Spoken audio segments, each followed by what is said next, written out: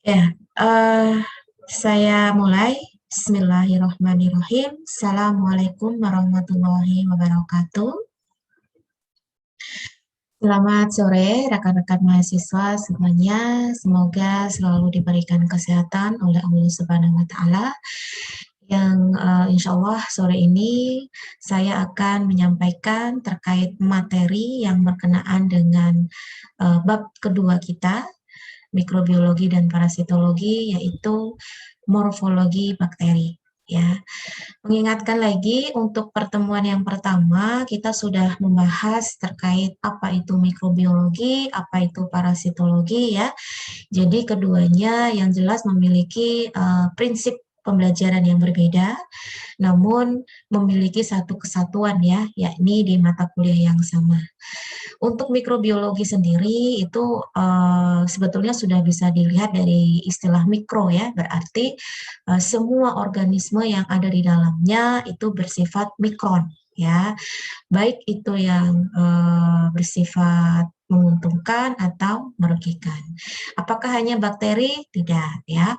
Ada fungi ya, ada virus, meskipun virus tidak sepenuhnya ya bisa dimasukkan ke dalam mikrobiologi karena ada ilmu yang lebih spesifik lagi ya, yaitu virologi. Tapi tetap nanti kita akan membahasnya.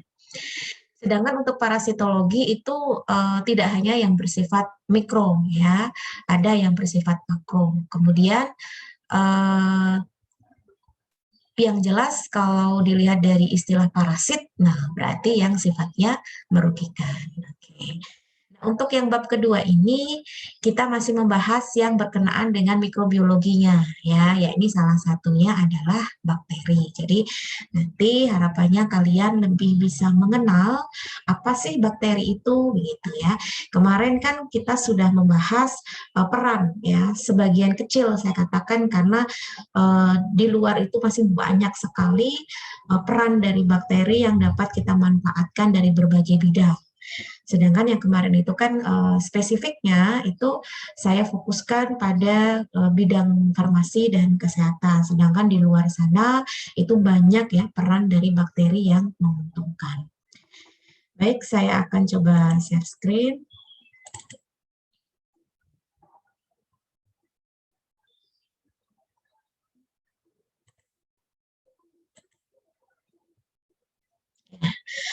Untuk morfologi bakteri, sebelumnya sih kalian harus tahu dulu apa sih bakteri begitu ya.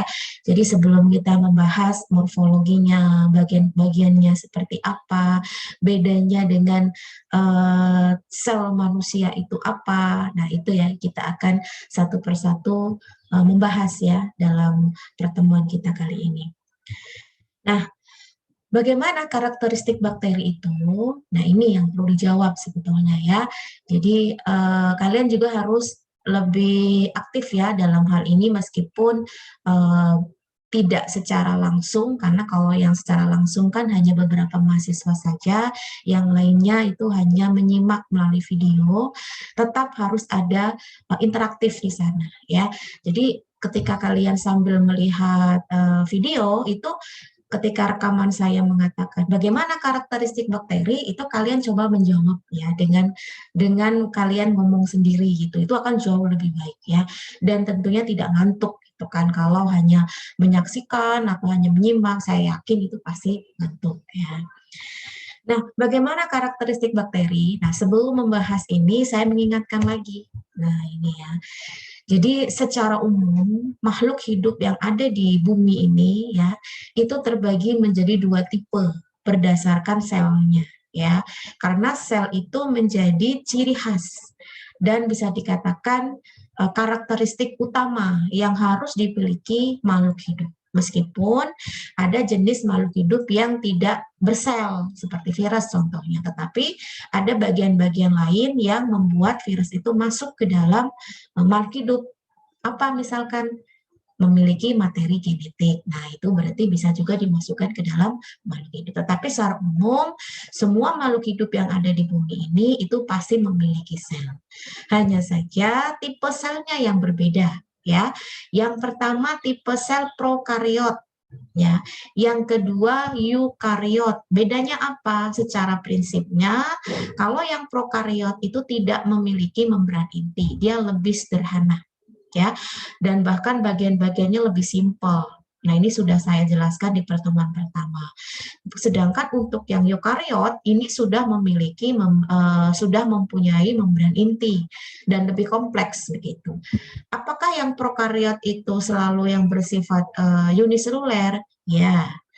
Namun ketika ada pertanyaan, apakah eukariot ini selalu yang bersifat multiseluler? Tidak. Kenapa? Karena ada eukariot yang sifatnya uniseluler. Contohnya apa? Protista, ya, yang di dalamnya ada protozoa. Protozoa ini masuk ke dalam parasitologi. Ada beberapa jenis protozoa yang memang bersifat parasit, ya, baik pada manusia maupun hewan gitu. Sedangkan yang prokariot, ya, ini untuk kingdomnya atau kerajaannya adalah kerajaan Monera, ya. Di dalamnya salah satunya adalah bakteri, ya, yang akan kita bahas hari ini. Sedangkan eukariot banyak. Ada yang bersifat uniseluler, contohnya protista, ya. Ada yang bersifat makro. Makro di sini fungi. Jadi fungi itu ada yang bersifat mikro, ada yang bersifat makro, tetapi tipe selnya beda. Gitu, ya. Nah, kalau yang bersifat makro di sini ada beberapa penggolongan lagi. Nah, nanti kita akan masuk ke bab ini ya, lebih spesifiknya di bagian mikologi. Kemudian ada kingdom animalia, ada kingdom plante. Nah, kalau kingdom plante ini masuk ke tumbuhan. Semua jenis tumbuhan itu masuk ke kingdom plante. Sedangkan animalia ini baik manusia maupun hewan itu masuk ke kingdom animalia. Nah, ini adalah pembagian klasifikasi makhluk hidup yang ada di bumi. Nah, hari ini kita akan membahas yang bakteri. Nah, itu. Mengingatkan lagi, ini tabel sudah saya tampilkan di pertemuan pertama. Saya ingatkan lagi bahwasanya beda dari prokariot dan eukariot, ya. Kalau prokariot itu semua tipe selnya itu adalah uniseluler. Sedangkan kalau yang eukariot itu ada juga yang uniseluler, meskipun hanya satu kingdom saja. Sedangkan yang lainnya adalah multiseluler. Dari segi ukuran, ukurannya jauh lebih kecil yang prokariot, ya. Sedangkan yang eukariot itu besar. Loh, kok di sini ukurannya 10 sampai 100 mikron, sedangkan tubuh manusia itu kan bisa dilihat. Ini gimana? Ini selnya. Jadi kalau Anda mau melihat sel manusia, itu nggak bisa kalau tidak menggunakan mikroskop. Nah, sedangkan yang kalian lihat itu adalah kumpulan dari sel, sehingga bersifat makro. Oleh karena itu, tubuh manusia masuk ke dalam multiseluler, karena tidak hanya terdiri dari satu sel, melainkan banyak. Ya, banyak ini bisa miliaran lebih. Gitu. Kemudian tipe inti sel, kalau prokariot ini inti selnya bernama nukleoid, sedangkan pada eukariot itu bersifat sudah sejati, ya, yang disebut nukleus. Kemudian untuk pembelahan, ini saya loncat-loncat ya karena sudah saya jelaskan di pertemuan sebelumnya. Kalau yang prokariot itu biner, pembelahannya simple banget ya, 1 jadi 2, 2 jadi 4, ya 4 jadi 8, begitu seterusnya. Jadi tidak membutuhkan pasangan gitu ya. Sedangkan kalau yang eukariot itu ada yang bersifat biner, ini tadi yang sifatnya uniseluler ya, tapi secara garis besarnya atau secara umumnya itu yang bersifat multiseluler itu tidak bisa melakukan pembelahan secara biner, ya, tetap membutuhkan pasangan, ya. Kalau dia manusia yang berarti laki-laki dan perempuan, ya. Kalau pada hewan yang berarti jantan dan betina, begitu pula dengan tumbuhan. Nah, untuk organisme, kalau prokariot di sini bakteri, ya. Kemudian yang eukariot itu ada yang protozoa, ada fungi, ada tumbuhan, ya, ada hewan dan manusia. Nah, untuk kelengkapan, yang eukariot itu jauh lebih lengkap. dan lebih sempurna ya dibandingkan dengan yang prokariot begitu. Kalau kalian lihat di sini yang ada ya. Kalau yang eukariot, ribosom ada, dinding sel ada ya, mitokondria ada, retikulum endoplasma ada, lisosom ada, badan Golgi, badan mikro itu ada semua ya. Sedangkan yang prokariot itu adanya ribosom, dinding sel dan mesosom. Ya, saya tidak menjelaskan fungsi dari organela ini apa, jadi silahkan Anda kreatif ya untuk mencari tahu. Toh di internet banyak ya ribosom fungsinya untuk apa. Jadi ketika nanti ada pertanyaan di soal UTS ya, ketika kalian kok sepertinya Bu Rizky belum menyampaikan, nah saya sudah menyampaikan, tetapi lebih jelasnya silahkan kalian mencari tahu sendiri apa fungsi dari masing-masing itu ya.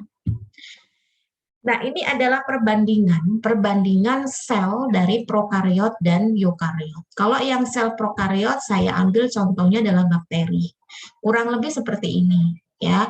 Jadi bakteri itu memang karakteristiknya setiap golongan beda-beda ya. Di sini adalah tipe bakteri yang memiliki kapsul, ya. Jadi bentuknya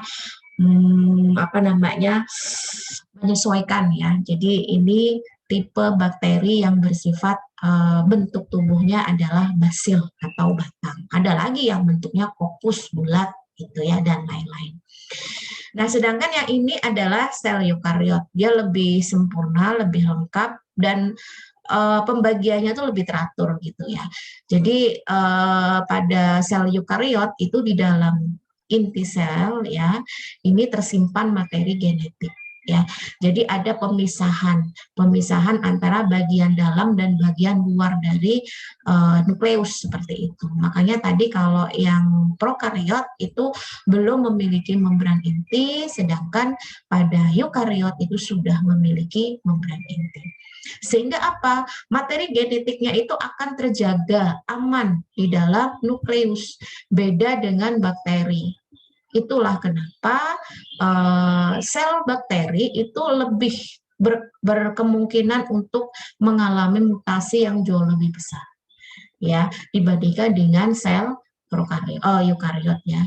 Yang ini tentunya tidak bisa dipukul rata ya, semua tergantung kondisi gitu.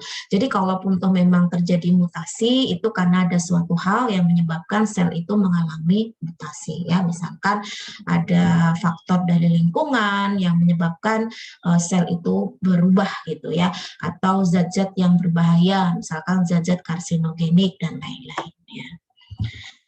Nah, secara umum, nah ini menjawab dari pertanyaan di slide kedua tadi ya. Apa sih karakteristik dari bakteri itu sehingga kita tidak lagi salah ya menentukan oh ini bakteri, oh ini virus, oh ini jamur ya. Jangan sampai ketika Anda nantinya sudah menjadi seorang farmasis ya, kemudian di apotek ada yang mengeluhkan saya ini sakit yang disebabkan infeksi bakteri misalkan. Tapi kalian ngasihnya adalah antivirus, kan nggak nyambung ya. Begitu pula ketika ada yang datang itu terinfeksi virus, tapi kalian ngasihnya antibiotik gitu ya. Nah itu juga nggak nyambung. Nah dalam hal ini kalian harus paham dulu mana penyakit yang disebabkan bakteri, mana penyakit yang disebabkan virus. Sehingga kalian harus lebih spesifik mengenal jenis-jenis bakteri apa saja, jenis-jenis virus apa saja. Nah itu ya PR-nya supaya kalian itu harus lebih banyak belajar dan membaca. Kuncinya hanya itu kok. Kemudian di sini karakteristik umum dari bakteri. Umum ya, karena apa? Karena ini untuk semua jenis bakteri. Kalau memang dia spesifik, itu tergantung dari jenis bakterinya apa. Yang jelas pertama bersifat uniseluler ya, yang tentunya dalam hal ini hanya bisa diamati menggunakan mikroskop. Nah, tadi saya mengatakan ini sifatnya umum. Jadi kalau spesifik itu tergantung jenisnya apa. Kenapa? Karena bentuk bakteri itu bervariasi. Ada yang bentuk batang, kayak tadi contohnya ya basil ya. Ada yang bentuk spiral, ada yang bentuk bola ya. Nah, Perbedaan dari bentuk-bentuk bakteri ini menjadi dasar ya, dasar dalam penggolongan bakteri. Dan biasanya sih nama atau jenis bakteri itu disesuaikan dengan bentuk tubuhnya, biasanya sih seperti itu. Kemudian bakteri itu kan mudah sekali untuk berpindah tempat ya. Dalam hal ini untuk proses infeksi misalkan. Nah, bagaimana caranya berpindah tempat? Tentu si bakteri itu punya yang namanya alat ya, alat gerak yang disebut sebagai flagel begitu ya.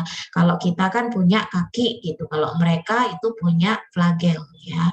Kemudian ada beberapa jenis bakteri yang hidupnya itu secara soliter ya, individu sendiri. Ada juga yang berkoloni, dia berkelompok. Jadi kalau kalian mengamati adanya makanan yang sudah membusuk ya, kemudian di situ ada lendirnya, mungkin ada aroma-aroma yang tidak sedap gitu ya. Yang kalian lihat lendir-lendir itu adalah kumpulan dari bakteri. Hanya saja bakterinya tidak terlihat gitu. Karena memang di situ banyak sekali bakteri-bakteri yang berkoloni sehingga membentuk lendir ya.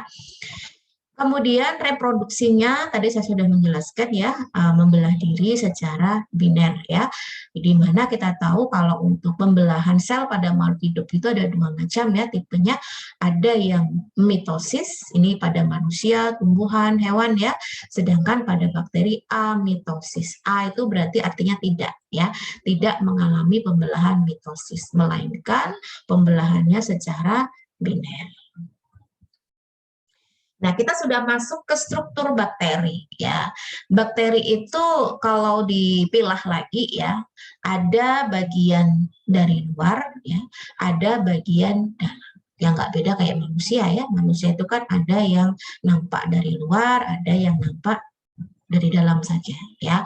Namun bedanya kalau bakteri mau nampak dari luar, mau nampak dari dalam, tetap kita nggak bisa melihat gitu ya kalau tidak menggunakan mikroskop. Nah, di sini untuk struktur bakteri bagian luar, bakteri itu memiliki dinding sel, ya. Nah ini. Tapi sebetulnya sebelum dinding sel, beberapa jenis bakteri itu ada memiliki lapisan di luar dinding sel ya, yang kita sebut sebagai kapsul. Ya, tapi tidak semua jenis bakteri. Kalau memang dia ada, ya berarti dia adanya di lapisan paling luar, baru di dalamnya adalah dinding sel. Gitu. Kemudian membran sel. Nah, membran sel itu lapisan satu lapis setelah dinding sel. Ya, ini bagian luar adalah kapsul, kemudian di dalamnya lagi ada dinding sel, di dalamnya lagi yang warna kuning ini ya, ini adalah membran plasma.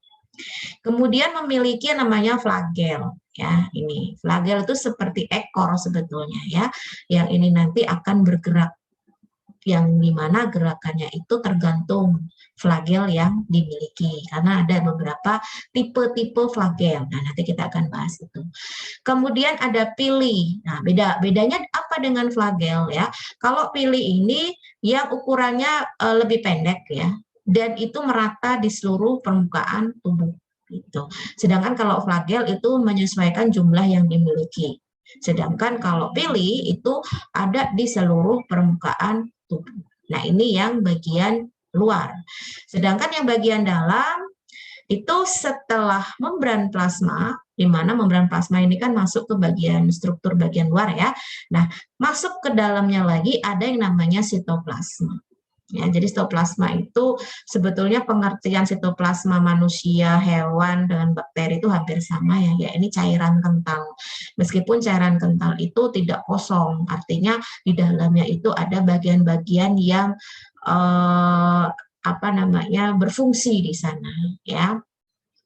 Kemudian ada nukleoid ya, ada nukleoid, ada plasmid. Nah, ini kan sudah saya sebutkan kemarin ya, istilah plasmid di peran bakteri dalam pembuatan atau produksi insulin gitu ya. Jadi plasmid itu adalah bagian dari bakteri gitu ya. Nah, ini. Jadi plasmid itu kromosom yang letaknya di luar kromosom utama atau di luar nukleoid gitu ya, yang mana plasmid ini juga memiliki kemampuan untuk apa ya, bisa memperbanyak diri gitu ya. Jadi ketika plasmid ini disisipi gen itu diambil dari manusia begitu ya, misalkan gen insulin gitu ya. Maka ketika bakteri itu melakukan reproduksi secara biner, maka insulin itu pun akan memperbanyak diri juga di dalam bakteri tersebut. Itulah prinsip yang kita manfaatkan ya untuk pembuatan insulin. Kemudian ada ribosom ya. Nah, yang kecil-kecil ini adalah ribosom. Nah, itu adalah struktur bakteri bagian luar dan bagian dalam.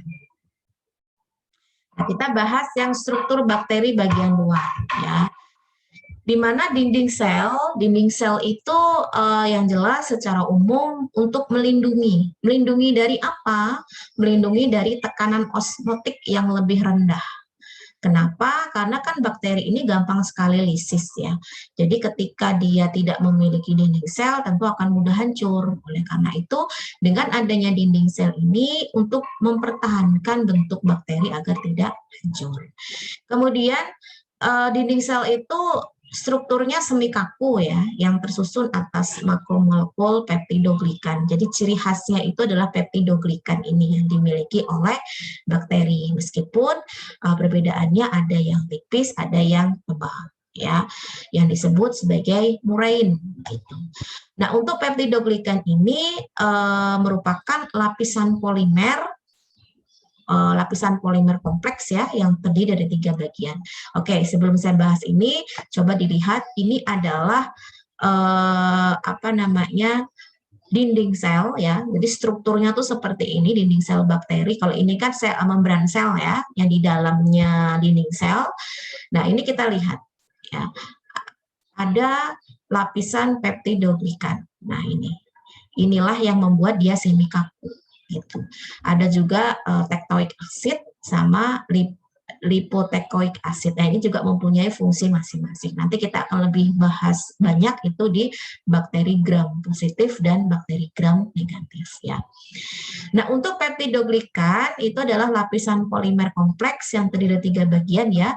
Yang pertama itu adalah backbone. Ya, ada backbone yang terdiri dari NAG ya, ini NAG.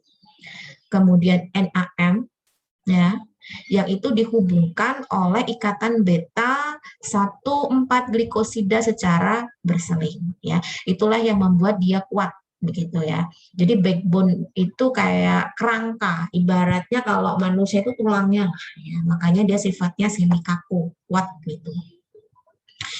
Kemudian satu set rantai tetrapeptid identik yang melekat pada asam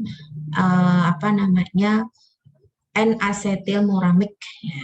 Jadi memang namanya agak susah tapi kalian yang penting paham. Jadi cukup disebut singkatannya nggak apa-apa ya. Kalau yang asetilmuramik itu NAM gitu ya. Sedangkan yang asetilglukoksamin itu NAG itu nggak apa-apa ya.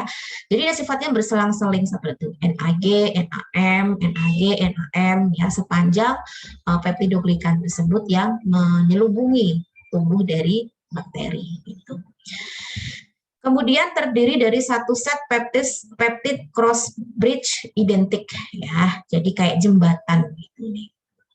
Yang menghubungkan antara satu backbone dengan backbone yang lain gitu. Ini untuk yang dinding sel. Nah, tadi saya sudah menyebutkan ya bahwasanya peptidoglikan itu setiap bakteri beda-beda ya, tergantung ketebalan dan ketipisannya masing-masing ya. Ini memang akan lebih kita bahas lagi di penggolongan bakteri gram positif dan negatif, tapi di sini saya singgung sedikit ya bahwasanya untuk golongan bakteri gram positif itu lapisan peptidoglikannya itu lebih tebal dibandingkan dengan bakteri gram negatif. Nah, itu kenapa? Karena dinding bakteri gram negatif itu karena memiliki peptidoglikan yang lebih tipis, maka lebih mudah hancur. Nah, ini sangat menentukan dari perlakuan kita. Untuk misalkan nih, kita menghadapi bakteri yang patogen begitu ya, tetapi memiliki peptidoglikan yang tebal. Nah, itu tentu lebih ekstra dibandingkan dengan yang jenis bakteri yang peptidoglikannya tipis. Itu akan lebih mudah begitu. Nah, ini akan kembali lagi untuk menentukan antibiotiknya yang seperti apa. Nah, tadi kan ada istilah asam tektoik ya, ini ya. Asam tektoik itu apa sih? Jadi asam tektoik itu terdapat pada dinding sel ya, ini. Jadi kayak dia bulatan-bulatan kecil-kecil ini ya ini polimer gliserol dan ribitol fosfat yang menempel pada peptidoglikan. Yang fungsinya untuk apa? Untuk transport ion positif ya, baik itu dari dan keluar sel gitu ya. Karena memang bakteri ini kan tetap harus ada ini ya, ada kontak dengan lingkungan gitu ya. Jangan sampai tidak ada aliran yang masuk ke dalam tubuh, tapi sesuatu yang masuk dalam tubuh bakteri itu tidak boleh sembarangan. Memang yang betul-betul dimanfaatkan oleh bakteri tersebut. Ya. Kemudian sebagai penyimpanan fosfor. Nah, dalam hal ini untuk asam tektoik itu juga dijadikan dasar penggolongan ya, yang mana bakteri gram negatif itu tidak memiliki asam tektoik. Nah, sedangkan yang memiliki itu adalah gram positif. Ya, apa sih gram positif? Apa sih gram negatif? Nah, mungkin kalian masih rooming ya. Oke, nggak apa-apa. Jadi minimal kalian tahu dulu istilah itu. Nanti kita akan bahas di pertemuan yang ketiga. Yang kedua, kapsul. Nah, kapsul ini memang tidak dimiliki oleh semua jenis bakteri ya, tergantung bakterinya apa. Yang jelas, bakteri yang memiliki kapsul itu jauh lebih kuat ya. Kita akan lebih ekstra untuk menembus ya, antibiotik yang diberikan juga harus lebih ekstra gitu ya. Jadi kapsul ini yang letaknya di paling luar ya, sebelum dinding sel, itu adalah lapisan polimer yang berbentuk gelatin yang berukuran tebal. Jadi kalau kalian sudah biasa melayani pembeli atau pasien yang minum obat berkapsul ya kurang lebih seperti itu ya. Jadi untuk melindungi obat yang ada di dalamnya kan dia tebal gitu ya supaya tidak gampang rusak. Nah, yang berbentuk gelatin, berukuran tebal, yang glikoprotein dan melekat erat ya dengan dinding sel. Jadi dia terletak sebelum dinding sel dari bakteri.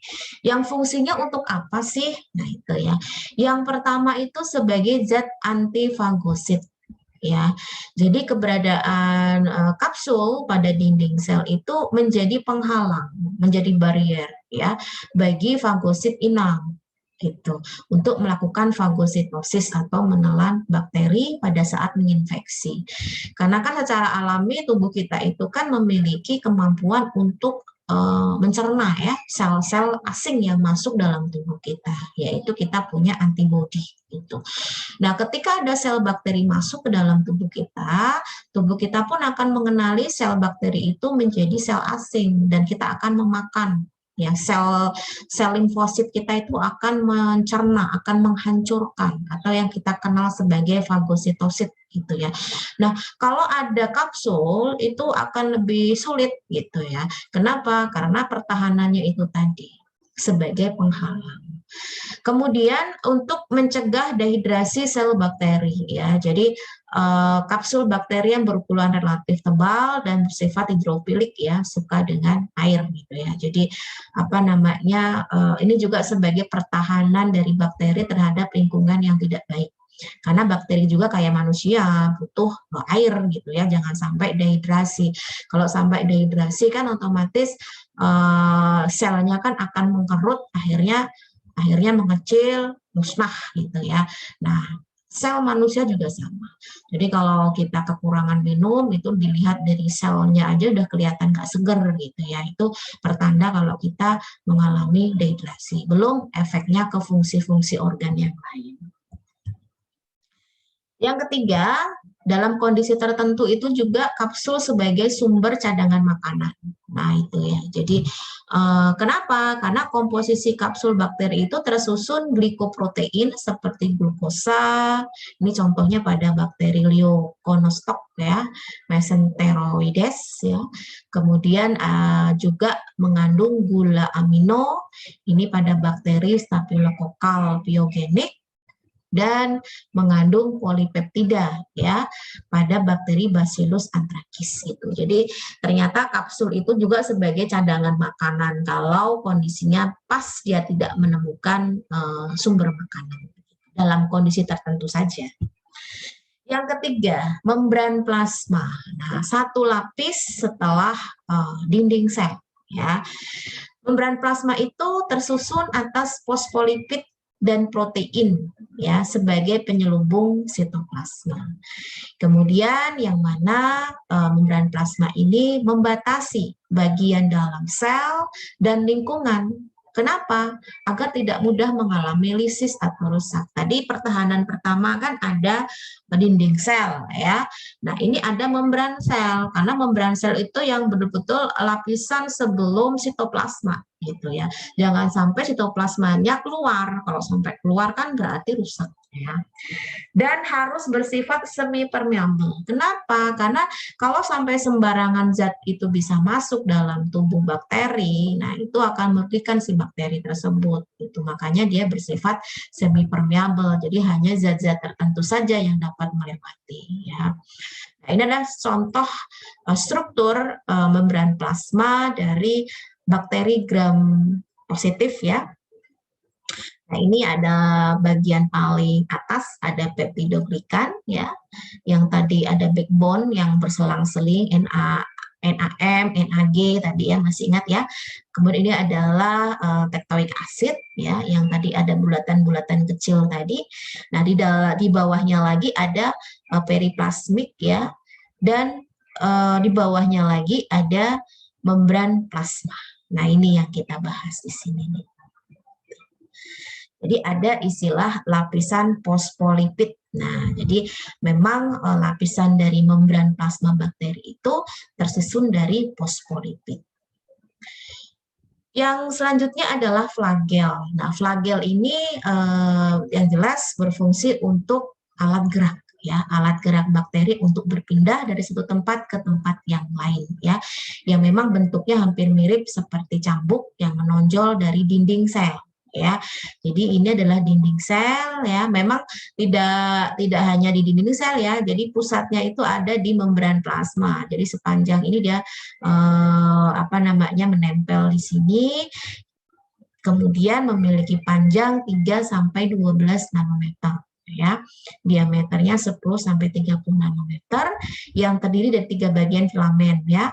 Ada hook sudutnya, ada basal body ya, dasar dari flagel, kemudian ini filamen ya, sepanjang yang itu ada di luar tubuh bakteri. Untuk bakteri, flagel itu berperan sebagai alat pergerakan ya, atau motilitas ya, yang dapat memungkinkan bakteri itu bergerak dari satu tempat ke tempat yang lain ya, agar pertama, untuk dia mendekati sumber makanannya. Kedua, kalau dia berada di lingkungan yang tidak menguntungkan, maka dia akan segera berpindah. Nah, jumlah flagel itu tergantung jenis bakteri, dan itu dapat dilihat dari jumlah flagelnya yang ada dalam tubuh bakteri itu.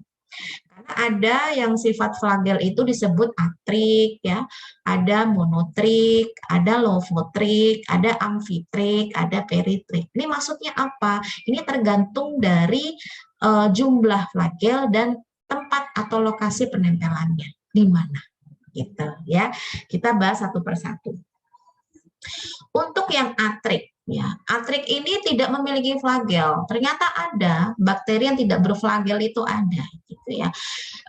Tapi bukan berarti dia nggak bisa bergerak. Tetap dia bisa bergerak, tapi bergeraknya dia ngikut alam ya. Jadi kayak bergerak maju mundur gitu ya, kembali ke tempat semula dengan laju yang sama gitu.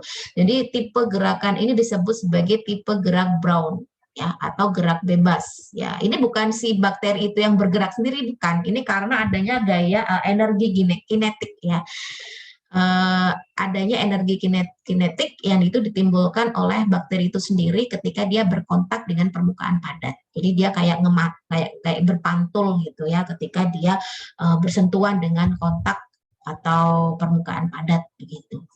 Nah, ini kalau dilihat secara strukturnya dia tidak ada flagelnya.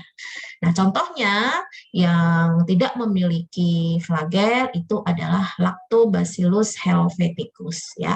Ini adalah jenis bakteri yang menguntungkan. Kenapa? Karena dia bersifat probiotik dalam saluran pencernaan.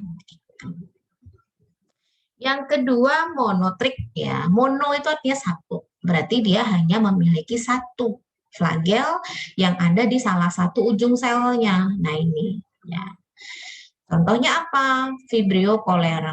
Jadi Vibrio cholera ini salah satu bakteri patogen ya sebagai penyebab penyakit kolera.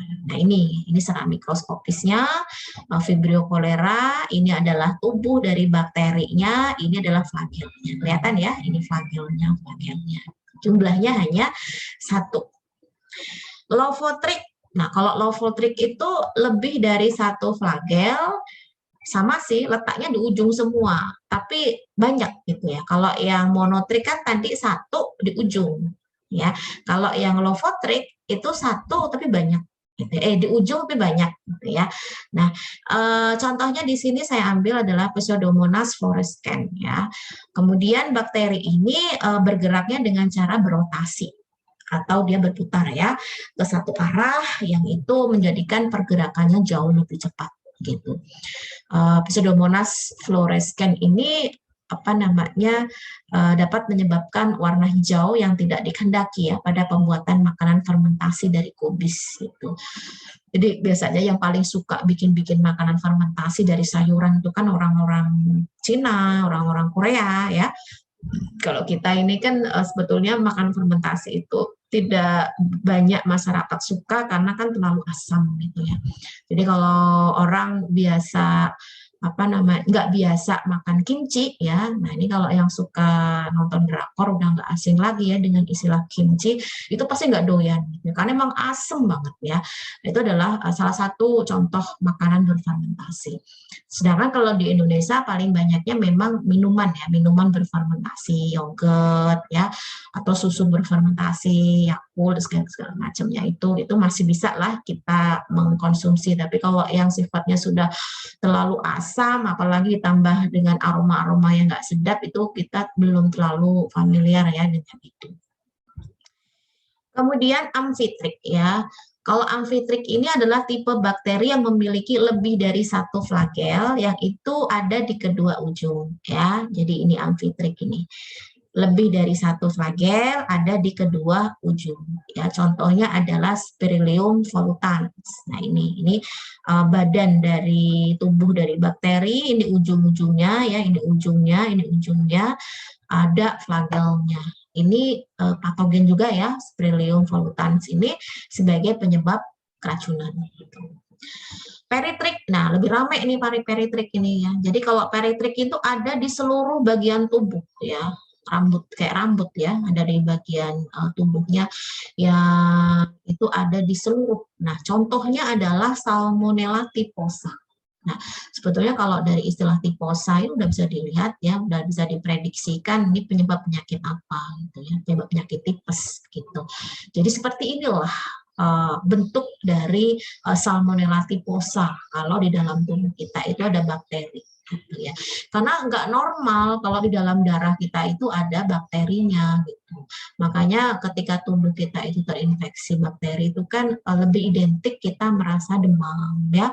Makanya ketika demam 3 hari, 4 hari nggak turun-turun walaupun udah dikasih obat penurun panas begitu ya, biasanya dokter akan merekomendasikan untuk uji lab gitu.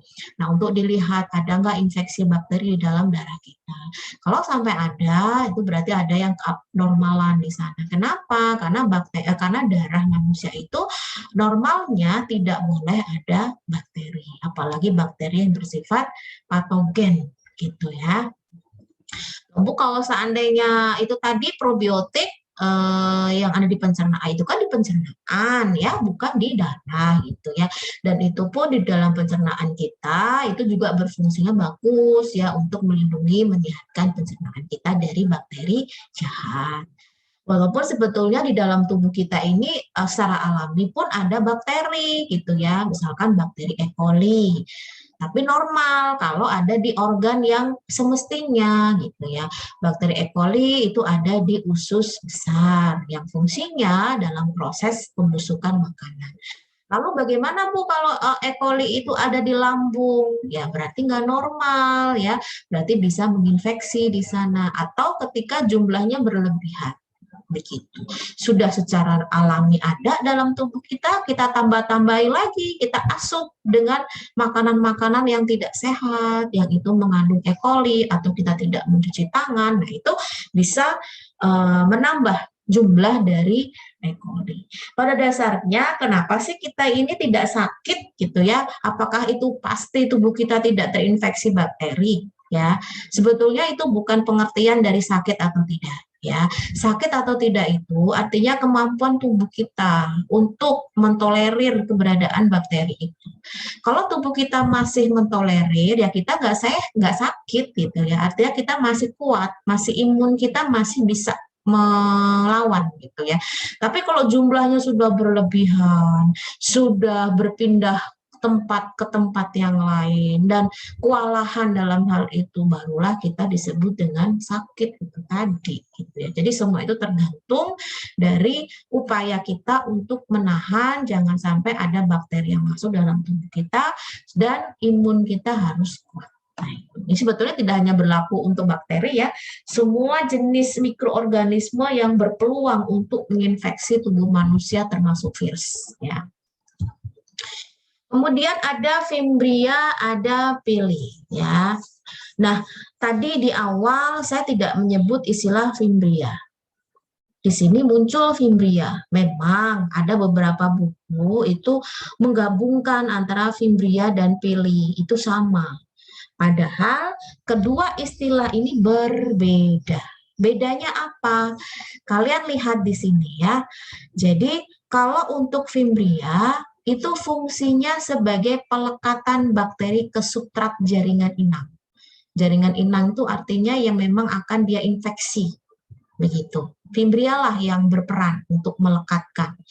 Sehingga lebih memudahkan khususnya bakteri patogen ya untuk melekat ke sel-sel epitel dalam proses infeksi. Sel-sel epitel itu paling banyak ada di permukaan paling luar pada lapisan kulit ya. Jadi kontak pertama bakteri sebelum masuk ke dalam tubuh kita itu adalah sel epitel. Kemudian struktur berbentuk filamen berukuran diameter 3-10 nanometer menyerupai bulu halus yang terdistribusi merata di permukaan sel bakteri. Ya, ini contohnya ini. Sedangkan kalau pili ya, pili itu struktur yang mirip dengan fimbria, hanya saja ukurannya lebih tebal. Ya. Kemudian pili terdapat di permukaan sel bakteri, tapi tidak sebanyak fimbria. Ya. Dan pada bakteri, pili itu berfungsi sebagai penghubung dalam proses reproduksi. Tapi khususnya reproduksi yang bersifat konjugasi. Karena memang bakteri itu tidak melulu semuanya bersifat biner ya. Ada kalanya dia itu bisa bereproduksi secara konjugasi yang itu membutuhkan bakteri lain. Tetapi penghubungnya adalah pili. Jadi dia si bakterinya tidak berdekatan secara langsung, berdekatan secara langsung enggak. Jadi yang berdekatan itu adalah pilinya sebagai tempat atau jembatan untuk pertukaran DNA dari dua bakteri yang berdekatan secara langsung dengan membentuk jembatan sitoplasma. Nah ini pili ini. Dan sedangkan yang pendek-pendek ini namanya fimbria. Ya, jadi kalian harus paham ini gitu. Meskipun ada beberapa buku yang menyebutkan ini sama, tetapi saya tegaskan itu berbeda. Ya. Nah, sekarang kita masuk ke struktur bagian dalam. Tadi bagian luar, sekarang bagian dalam. Yang pertama adalah sitoplasma. Nah, ini satu lapis setelah membran plasma, yang itu berupa cairan kental ya yang tidak berwarna. Di sini berwarna ya, maksudnya tidak berwarna itu aslinya karena ini untuk pembelajaran jadi dibuat berwarna ya biar menarik.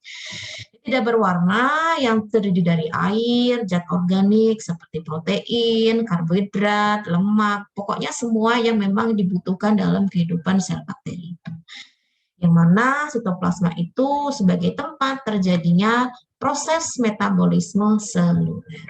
Ya, nah ini adalah gambar yang memang untuk pembelajaran dan ini aslinya, ya, yang itu diamati menggunakan mikroskop. Gitu. Jadi kita lihat untuk yang sitoplasma ya, jadi lapisan bukan lapisan ya, cairan yang ada di setelah lapisan membran plasma ya. Pokoknya sepenuh yang ada di dalam bakteri tersebut. Yang kedua adalah nukleoid. Ya, kalau pada sel eukariot nukleus, kalau pada bakteri namanya nukleoid. Ya. Jadi untuk struktur nukleoid pada bakteri itu dia sirkuler bentuknya, melingkar ya, yang itu menjadi tempat penyimpanan dari materi genetik. Jadi DNA yang itu menyediakan informasi genetik ya itu berbentuk haploid ya, yang mana ukuran DNA-nya berkisar dari 500.000 hingga beberapa juta pasangan basa atau base pair ya, yang mengkode 500 hingga beberapa ribu gen. Jadi DNA inilah yang mengkode gen-gen yang itu untuk keperluan metabolisme dari sel tersebut ya. Kemudian panjang kromosom DNA itu sangat besar ya dibandingkan dengan dimensi selnya. Makanya harus dikemas dalam bentuk protein NAP ya agar sesuai. Jadi kayak benang wol gitu ya, panjang banget tetapi dimensinya nggak cukup kalau dipanjangin. Makanya dia diumpet-umpet jadi satu ya, seperti ini nih. Nah ini kromosom nukleoid. Sebetulnya nggak beda dengan kromosom di manusia ya. Kromosom manusia pun kalau diurai itu panjangnya luar biasa gitu ya. Makanya dipintal, bahasanya tuh dipintal sehingga dia bisa cukup dimensinya dalam satu sel. Oke, kemudian tidak hanya memadat, tidak hanya dipintal tadi ya, tetapi juga diatur secara fungsionalnya ya dengan cara yang kompatibel dengan semua proses DNA yang itu meliputi replikasi, rekombinasi, segregasi dan transkripsi. Ya, nanti kita akan lebih bahas banyak ini di genetik ya, genetika bakteri ya. Nah ini nukleoidnya ya, nukleoid yang mana ini adalah kromosomnya. Kemudian di luarnya ini pun ada bagian kromosom lagi yang kita kenal juga sebagai plasmid. Gitu. Ya, jadi memang plasmid itu diletaknya di luar dari kromosom utamanya. Tapi dia juga kromosom itu ya, juga bisa melakukan perbanyakan. Kemudian plasmid ya. Jadi plasmid itu memiliki satu kromosom ya, yang itu juga bisa dilihat dari karakteristiknya, ada yang disebut sebagai DNA ekstra kromosomal ya, yang itu juga nama lain dari plasmid ini dan mampu bereplikasi sendiri. Jadi bersifat autonom ya, tidak tergantung dengan kromosom utama. Kemudian jumlah dan ukuran plasmid dalam sel bervariasi tergantung jenis plasmid bakteri ya. Namun pada umumnya gen yang terdapat dalam plasmid bukan untuk gen-gen yang bersifat esensial bagi pertumbuhan ya. Jadi misalkan gen pada plasmid itu adalah gen untuk resistensi terhadap antibiotik. Jadi kalau seandainya ada proses resisten bakteri terhadap antibiotik itu yang menjadi dalang utamanya adalah plasmid gitu ya, karena plasmid inilah memiliki karakteristik yang beda gitu ya. Kemudian plasmid F, jadi plasmid F ini juga bukan untuk gen-gen yang bersifat esensial bagi pertumbuhan ya. Jadi ini adalah plasmid yang bertanggung jawab terhadap kemampuan sel melakukan konjugasi gitu. Jadi proses untuk reproduksinya. Nah, beberapa plasmid itu memiliki kemampuan untuk mengkloning atau kita kenal sebagai multi cloning site, ya. Ya, ini area dengan banyak massa ya yang itu dapat dikenali oleh enzim restriksi atau enzim pemotong hingga bermanfaat dalam bioteknologi modern ya, terutama dalam penelitian yang melibatkan bakteri. Ini sudah saya bahas kemarin ya dalam produksi insulin begitu. Di mana ketika plasmid itu dipotong ya, kemudian potongannya itu disambungkan dengan sel agen ya, DNA dari sel manusia misalkan yang itu diambil dari pankreas untuk produksi insulin misalkan ya, dijadikan satu seperti ini. Yang warna abu ini adalah gen penghasil insulin, yang warna kuning ini adalah plasmid ya, kemudian dimasukkan lagi ke dalam tubuh manusia, tubuh hewan, bukan hewan apa, bakteri ya, dimasukkan ke tubuh bakteri, kemudian dibiarkan melakukan proses pembelahan biner. Jadi sebanyak apapun pembelahan itu terjadi, maka sebanyak itu pula insulin yang akan dihasilkan. Ya, ini adalah proses pembuatan insulin. Pada prinsipnya menggunakan plasmid, yang mana plasmid itu memiliki kemampuan untuk bisa melakukan cloning, gitu, memperbanyak sesuai dengan aslinya, jadi tidak merubah sedikit pun.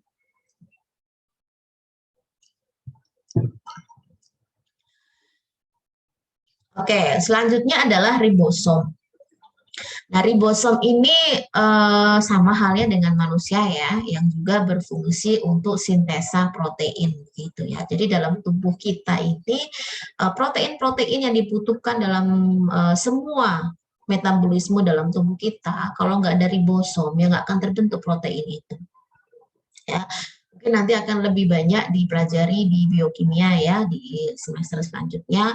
Namun di sini saya singgung sedikit bahwasanya untuk jenis ribosom itu ada yang berupa partikel 70S ya, yang terdiri dari subunit 30S dan 50S. Ini apa yang mungkin masih roaming ya di antara kalian, tapi nggak apa-apa. Yang penting kalian tahu dulu, dan saya sih sangat berharap kalian bisa baca-baca sendiri sih ya, jadi lebih lengkap referensinya gitu. Yang itu terletak bebas di dalam sitoplasma ya, di mana ada bagian subunit kecil dan subunit besar. Kalau yang subunit kecil ini berfungsi untuk mengalirkan atau menyampaikan informasi selama sintesis protein. Kalau yang subunit besar ini tempat di mana ikatan baru yang akan dibuat untuk membuat protein. Jadi untuk pembahasan spesifik terkait ribosom ini memang ada di bab sintesa protein ya, yang itu nanti kita akan bahas secara tersendiri. Nah, untuk ribosom penterjemah mRNA untuk membentuk rantai polipeptida yaitu protein itu menggunakan asam amino yang dibawa oleh tRNA pada proses translasi. Ya, jadi ibaratnya itu gini, gen kita itu sudah memiliki tanggung jawab untuk menerjemahkan apa yang dikode oleh gen itu untuk menghasilkan protein tertentu gitu. Yang menjadi masalah adalah ketika gen yang itu dikodekan itu mengalami mutasi. Ya, ketika mengalami mutasi, maka protein yang dihasilkan itu akan berbeda. Makanya ada beberapa kelainan-kelainan penyakit itu terjadi karena tidak adanya protein tertentu dalam tubuh kita. Ya, nah ini menjadi karakteristik khusus ya, bahwasanya seseorang tersebut mengalami mutasi. Meskipun mutasi pada manusia itu lebih sedikit terjadi dibandingkan dengan mutasi pada bakteri. Ya. Oke, sekarang kita masuk ke variasi bentuk bakteri ya. Untuk variasi bentuk bakteri, tadi saya katakan itu banyak ya, tergantung jenis bakteri. Tapi secara umum di sini saya akan jelaskan bahwasanya untuk bentuk-bentuk itu sangat menentukan ya karakteristik dari bakteri tersebut serta penggolongannya seperti apa. Ada yang berbentuk kokus bulat ya. Kokusnya pun ini ada yang sifatnya mono, satu ya berarti, diplo ya 2, kemudian stabilo itu banyak berbentuk segitiga seperti ini, strepto ya dia kayak rantai, sarkina itu dia double segi 4 seperti ini, dan tetra ya, tetra hanya satu lapis. Kemudian ada yang bentuknya basil ya, monobasil, diplobasil, streptobasil. Nah, ada juga yang bentuknya Siprilia ya, ada yang bentuk spiral ya, vibrio, ada yang bentuk spiroseta. Semua tergantung dari jenis bakterinya. Jadi saya ambil contoh-contohnya ya. Kalau untuk yang bentuk batang, basil itu contohnya Lactobacillus helveticus. Nah, bentuknya batang, itu basil seperti ini. Diplobacillus ya, 2 seperti ini ya. Streptobacillus, nah dia kayak apa ya, bersusun banyak kayak rantai, tapi bentuknya basil. Nah, ada yang berbentuk bulat ya. Ada yang Staphylococcus aureus. Nah, ini yang paling sering menyebabkan infeksi pada kulit manusia ya, Staphylococcus aureus. Kemudian ada Streptococcus pneumoniae, ini penyakit pneumonia ya. Bentuknya bulat tapi dia berantai. Kalau tadi kan bentuknya basil berantai, kalau ini bulat berantai. Ada yang Diplococci neisseria ya, bentuknya bulat double seperti ini. Kemudian ada bentuk spiral ya, ini Spirillum voltans ya seperti ini, ada Vibrio cholera ini ya, dan Spiroseta pallida ya, jadi kayak apa? Kayak benang kusut gitu ya. Nah, oke, itu untuk apa namanya pemaparan terkait bab morfologi bakteri. Kalau saya sih boleh ketika kalian menyimak perkuliahan saya lebih senang ketika kalian itu juga menambah dari referensi lain. Ya, artinya apa yang belum paham di slide saya atau pemaparan saya, kalian bisa mencari tahu di referensi lain dan menambah pengetahuan jenis-jenis bakteri apa saja yang bersifat patogen ya, jenis-jenis bakteri apa yang bersifat non patogen atau yang menguntungkan gitu. Karena memang untuk mempelajari bakteri ini harus ada semacam ekstra khusus gitu ya. Kenapa? Karena nama-nama bakterinya pun pertama sudah sulit ya kita hafal gitu. Paling enggak ketika kita terlalu sering lah ya, enggak terlalu sering aja lah kita baca, kita simak dari buku atau dari internet gitu ya. Itu paling enggak kita tahu gitu ya, oh ini adalah bakteri patogen penyebab penyakit apa gitu. Karena lama-lama akan terbiasa gitu ya. Jadi bukan hal yang asing lagi bagi kita.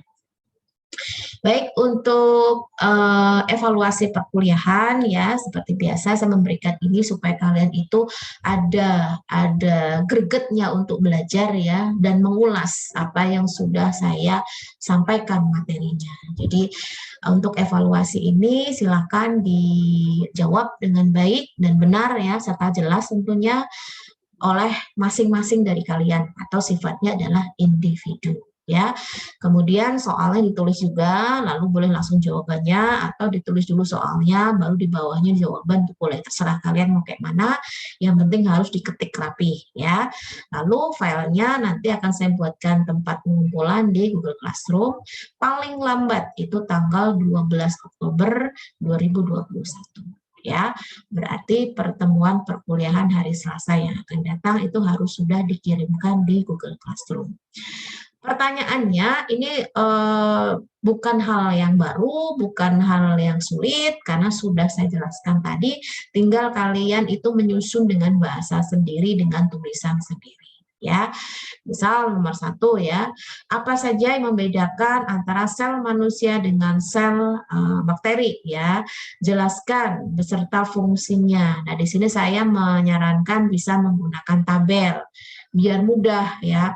Satu sebelah kiri sel manusia, sebelah kanan sel bakteri. Nah, yang diamati perbedaannya apa? Misalkan tipe selnya, satu prokariot, satu eukariot. Nah, itu ya. Jadi itu lebih mudah kalian untuk belajar. Nomor 2, seberapa penting adanya struktur kapsul bagi bakteri jika dibandingkan dengan bakteri yang tidak memiliki. Nah, ini sudah saya jelaskan juga tadi ya.